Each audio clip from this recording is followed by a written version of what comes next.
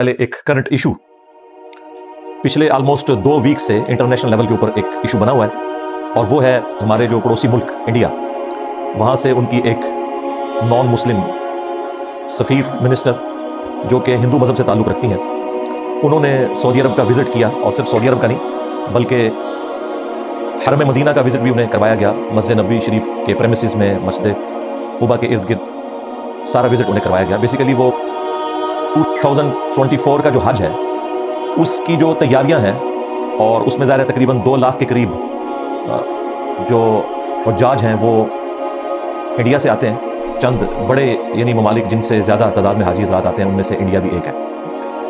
इस एतबार से वो विज़िट करने वहाँ गई थी और उसके बाद फिर पूरी दुनिया के अंदर मुख्तलिफ मकातब फ़िक्र से ताल्लुक़ रखने वाले लोगों के दरमियान एक बहस छिड़ गई और ज़ाहिर है वो जेन्युइन बहस छिड़ी थी क्योंकि 2021 तक तो किसी भी नॉन मुस्लिम का दाखिला हरम मदीना के अंदर मना था। वो पाबंदी चूँकि उठाई इस वक्त के जो सऊदी किंग हैं मोहम्मद बिन सलमान उनकी जानिब से और उसी में फिर ये सारा सिलसिला शुरू हुआ। अब इसमें 2 तरफ के लोग हैं। एक तरफ वहाबी उलमा हैं जो सऊदी अरब के हर गलत काम को भी जस्टिफाई करते हैं, उनकी मजबूरी है, सऊदीया चूँकि उन्हें फाइनेंस करता है। और दूसरी तरफ हनफी उलमा है, बरेलवी और देवबंदी, वो सऊदी अरब के अच्छे कामों की भी तारीफ़ नहीं करते, उन्हें भी नेगेटिव बना के पेश करते हैं। एक फ़िरका वाराना जंग है। अहले तशय्युअ का जहाँ तक मामला है वो तो अब ऑलमोस्ट इस हवाले से ठंडा पड़ गया है जब से मोहम्मद बिन सलमान ने ईरान के साथ दोस्ती का हाथ बढ़ाया है, तो उससे काफ़ी हद तक मामला डाइल्यूट हो चुके हैं। वरना पहले ईरान वाले भी इस सारे मसले में और शिया मकतब के लोग पेश होते थे। तो इसमें जो सही राय क्या है वो इंशाअल्लाह ताला मैं आज डिस्कस करूँगा और इसी कॉन्टेक्स्ट में नॉन मुस्लिम्स के साथ जो मुख्तलिफ इशूज़ हैं हमारे, यानी उन्हें सलाम करना, उनकी दावत कबूल करना, उनके साथ खाना पीना, उन्हें कुरान पाक गिफ्ट करना, उनकी किताबें पढ़ना, इस तरह के जितने छोटे छोटे मसाइल हैं ऑलमोस्ट 10 के करीब मैं इंशाल्लाह उन्हें भी डिस्कस करूँगा। लेकिन पहले मैं ये टॉपिक डिस्कस कर लूँ जो हरम मदीना के हवाले से है। हनफी हज़रात के लिए तो वैसे ही ये लम्हा फ़िक्री है, इस हवाले से उन्हें कोई हक़ नहीं पहुँचता कि वो सऊदी हुकूमत के ऊपर हरम मदीना के हवाले से कोई बात करें। उसकी वजह यह है कि ये उस इमाम के मानने वाले हैं, यानी इमाम अबू हनीफा रहमहुल्लाह ताला अल-मुतवफ़ा 150 हिजरी 150 हिजरी में उनकी वफ़ात हुई। आज चल रहा है 1445 हिजरी। उनके नज़दीक तो मदीना शरीफ हरम ही नहीं है। अब बातिल तावीलात करते हैं बाज़ हनफी उलमा, वो कहते हैं नहीं इमाम हनीफा वो वाला हरम नहीं मानते मदीने को जो मक्के वाला हरम है, वैसे वो हरम मानते हैं और इस तरह के बातिल तावीलात करते हैं। हालांकि क्लियर कट इनके जो आप समझ लें इमाम हनीफा के बाद चंद बड़े उलमा में से एक बड़े आलिम और बुजुर्ग मुहद्दिस मुल्ला अली कारी अल-मुतवफ़ा 1014 हिजरी, ऑलमोस्ट 8 से 400 साल पहले उनकी डेथ हुई। उन्होंने मिरक़ा लिखी है शरह मिशकात की। पूरी दुनिया के अंदर एक इल्मी ख़जाना है हनफियों के पास और वाकई उसमें उन्होंने बड़े अच्छे अंदाज के अंदर मसाइल को बयान किया। चूँकि मिशकात शरीफ में अहादीस हैं और अहादीस अक्सर फ़िक़्ह हनफी के मसाइल के ख़िलाफ़ है, तो उसको काउंटर करने के लिए एक शरह की ज़रूरत थी और बड़े अच्छे अंदाज में उन्होंने अपना मुक़दमा पेश किया है मुल्ला अली कारी ने। उन्होंने जहाँ हरम मदीना वाला चैप्टर आया है मिशकात शरीफ में, जिसमें बुखारी और मुस्लिम के रेफरेंस से मिशकात के अंदर अहादीस मौजूद हैं, उसके स्टार्ट ही में उन्होंने क्लियर कट लिखा है कि इमाम अबू हनीफा रहमतुल्लाह अलैह के नज़दीक मदीना हरम नहीं है। लेकिन बाकी जो 3 आइम्मा हैं अहले सुन्नत के, इमाम मालिक, इमाम शाफ़ी और इमाम अहमद बिन हम्बल रहमहुल्लाह अजमईन व अलैहिमुस्सलाम अजमईन व रज़ियल्लाहु अन्हुम अजमईन, ये दुआया कलिमात हैं, वो आप किसी को भी दे सकते हैं। उनके नज़दीक मदीना शरीफ भी हरम मक्का की तरह हरम है। अलबत्ता आज के जो हनफी हैं उन्होंने अपनी अवाम को ये बात नहीं बताई हुई कि उनके इमाम साहब से इतना बड़ा ब्लंडर हुआ, जानबूझ के नहीं, हम समझते हैं इग्नोरेंस में ही हुआ होगा, उन तक अहादीस नहीं पहुंची होगी। ब्लंडर कहते हैं एक फाश गलती को, बहुत बड़ी गलती जो ओपन नजर आ रही हो। ये कोई उस तरीके से कोई बेहयाई पर मबनी लफ्ज़ नहीं है, क्योंकि अक्सर लोगों को अंग्रेजी भी नहीं आती ना, तो वो फिर इस तरह के अल्फाज के ऊपर गिरफ्त करना शुरू कर देते हैं। ब्लंडर मैं इसलिए कह रहा हूँ कि मुतवातिर अहादीस मौजूद है मदीना शरीफ के हरम होने के ऊपर। जो अहले सुन्नत की मेन स्ट्रीम की बड़ी 2 किताबें हैं सहीहैन, यानी सही बुखारी और सही मुस्लिम, उसमें 50 से ज़्यादा अहादीस हैं मदीना शरीफ के हरम होने के ऊपर। खुद मौला अली अलैहिस्सलाम ने हदीस रवायत की है, सैयदना अली ने अपनी तलवार की न्याम में से एक सहीफ़ा निकाला और उन्होंने बताया कि ये नबी इस्लाम की लिखवाई हुई वसीयतें हैं। उनमें से एक वसीयत ये भी थी कि मदीना हरम है, जिसने मदीने में बिदअत को जारी किया उस पर अल्लाह की लानत, अल्लाह के फरिश्तों की लानत, तमाम लानत करने वालों की लानत, और क़यामत के दिन अल्लाह ताला ऐसे शख्स का ना कोई फ़र्ज़ कबूल करेगा और ना कोई नफल कबूल करेगा जिसने मदीने में किसी बिदअत को जारी किया या किसी बिदअती को पनाह दी। इसके अलावा भी बुखारी और मुस्लिम में हदीस मौजूद है, नबी सल्लल्लाहु अलैहि वसल्लम ने अल्लाह के हुजूर अर्ज़ की, ए अल्लाह تیرے خلیل ابراہیم علیہ السلام نے مکہ شریف کو حرم ڈکلیئر کیا تھا، اور میں ان دو پتھریلے پہاڑوں کے درمیان جو جگہ ہے مدینہ شریف، اسے حرم ڈکلیئر کرتا ہوں۔ پھر بخاری مسلم میں نبی الاسلام کی دعائیں ہیں مدینہ شریف کے لیے، اے اللہ مدینہ کی محبت ہمارے دلوں میں مکے کی طرح کر دے، بلکہ اس سے بھی زیادہ کر دے۔ اے اللہ جو برکتیں تو نے مکے میں دی ہیں اس سے دگنی ڈبل مدینے میں عطا فرما۔ اے اللہ مدینہ کے مد میں برکت عطا فرما، مدینہ کے سا میں برکت عطا فرما۔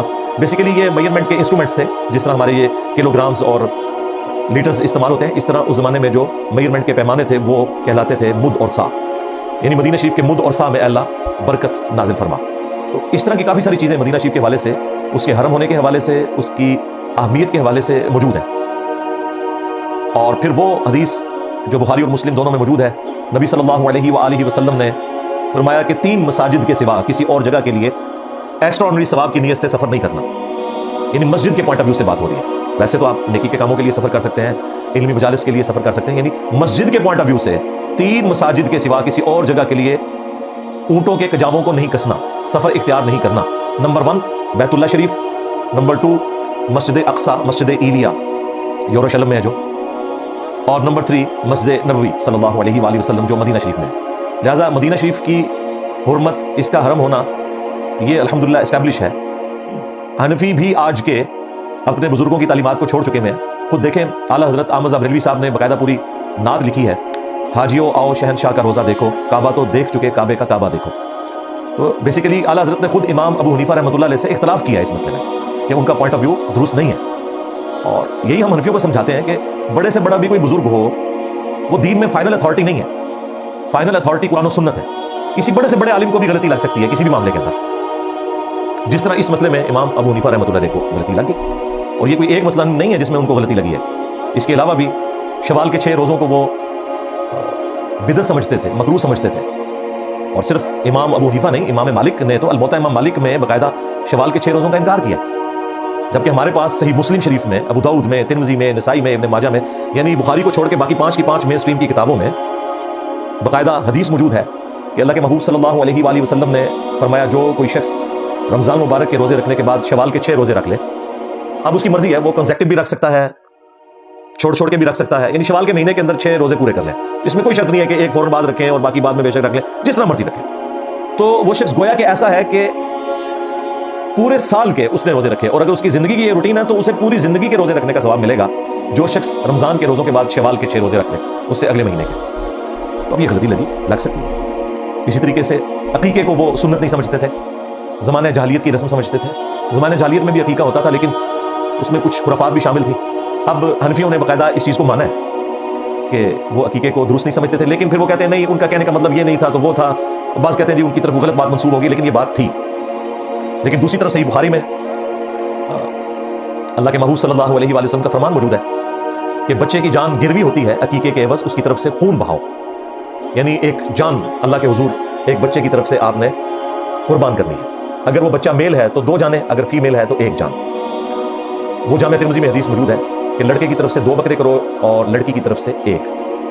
یہ کوئی اس اعتبار سے کوئی جینڈر کے پوائنٹ آف ویو سے اس کو تقسیم نہیں کیا گیا، بلکہ میڈیکلی تو میں یہ کہہ سکتا ہوں کہ آج ہمیں اس کی حقیقت سمجھ آتی ہے کہ بچے کی جان زیادہ ولنریبل ہوتی ہے ایز کمپیئر ٹو بچیوں کی جان کے، کیونکہ آپ کسی بھی ڈاکٹر سے پوچھیں کہ جو بیبی گرل ہے نا، اس کی جراثیم کو، یعنی اس کے خلاف جو امیونٹی سسٹم ہے as compare to baby boy کے زیادہ ہوتا ہے، اور جو نیچرل ڈیتھس ہوتی ہیں، ایکسیڈنٹل ڈیتھس ہوتی ہیں، ان میں بھی جو بچے ہیں یا مردوں کے مرنے کے چانسز زیادہ ہوتے ہیں، ظاہر باہر نکلتے ہیں، پھر جنگوں میں بھی مرتے ہیں، اور بھی ایشوز ان کے ساتھ لگے ہوئے ہیں۔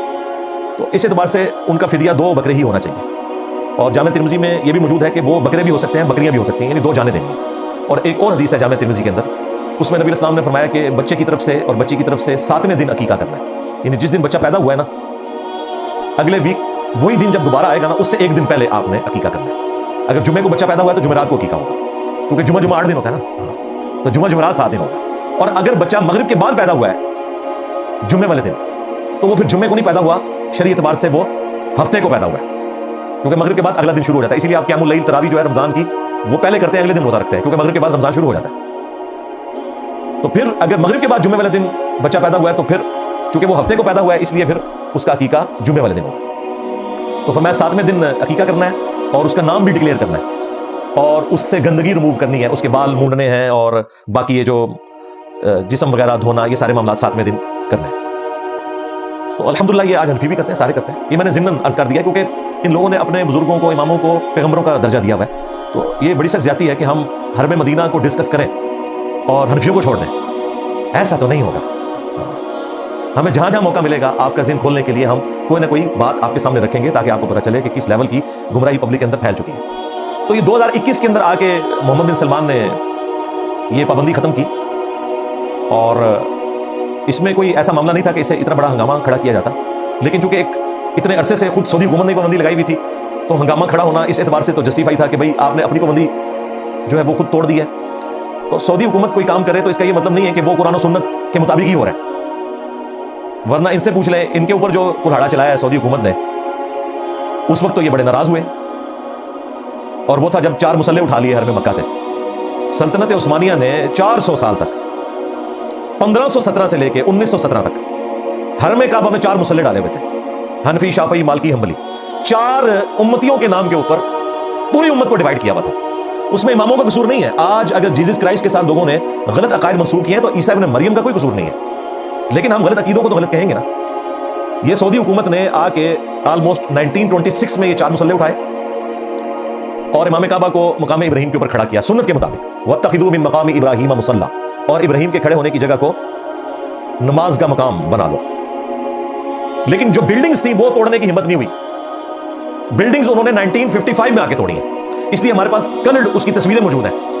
وہ 4 جو انہوں نے فرقہ وارانہ کام کیے تھے، پیرلل میں 4 نمازیں ہوتی تھی، یعنی فجر کی 4 نمازیں ہو رہی ہیں، ظہر کی 4 ہو رہی ہیں، چلیں اس میں تو ٹائم آگے پیچھے کر لیتے تھے، مغرب تو ساروں نے اکٹھی پڑھنی ہوتی تھی۔ تو پیچھے نماز پڑھنے والوں کو سمجھ نہیں آتی تھی کہ اب ہمارے امام نے رکوع کیا یا کسی دوسرے امام نے کیا ہے، تماشا لگا کے رکھا ہوا تھا انہوں نے۔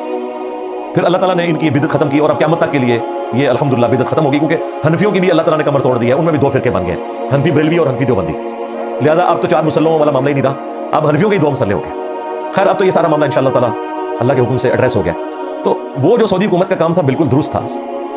اس کے علاوہ انہوں نے وہاں پہ جو سلطنت عثمانیہ نے مزارات بنائے ہوئے تھے جن کا کوئی لینا دینا نہیں تھا قرآن و سنت کے ساتھ، وہ انہوں نے گرائے اور انہوں نے یہاں پہ ہنگامہ کھڑا کیا، جی مزارات شہید کر دیے۔ اور شہید تو حلال چیز ہوتی ہے، جو حرام کام ہے اس کو ختم کرنا تو سنت کو اسٹیبلش کرنا ہوتا ہے۔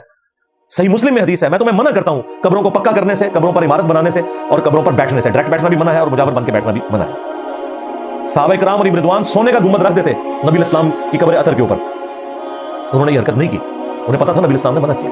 ٹیکنالوجی بھی موجود تھی، نبی اسلام کی پیدائش سے بھی 35 سال پہلے آیا صوفیہ کا یہ گنبد ہے جو گنبد خضرا سے بھی 10 گنا بڑا گنبد ہے،